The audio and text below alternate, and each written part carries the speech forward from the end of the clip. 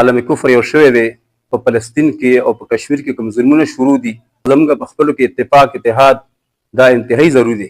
زمونږ سیاسي او فروعي اختلافات دي د الله تعالی د رضا لپاره موجوده حالاتو تناظر سره ختمول پکار دي.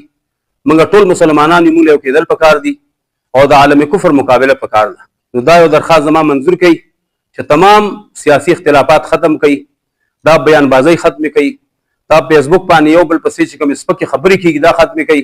موږ د خپل نفس غلامان یو، د جیو نه پیپسي استعمالو، 7 اپ استعمالو، ډیو استعمالو، د سهار په مانځه کې قنوت نادره شروع کوي.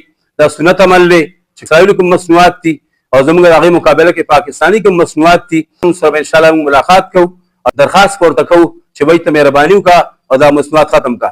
که چا د علماو په وینا باندې ختم کړو نو ښه ده، که نو اخته کسان سره به انشاءالله موږ سوشل بایکاټ انشاءالله اعلان به کوو. چې څومره سیاسي جماعتونه دي دا مسلمانان دي، نو دې وجې نه خپل سیاسي اختلافات دي ته مه بوځئ چې موږ تمام استعداد په خپل یو باندې خرج کړو او د کافرانو مقابله کې چې کوم دی بیا موږ مردانوار ودرېدلی نه شو. تمام استعداد موږ باندې خرج کوي او موږ خپل استعداد په یو بل باندې خرج کوو.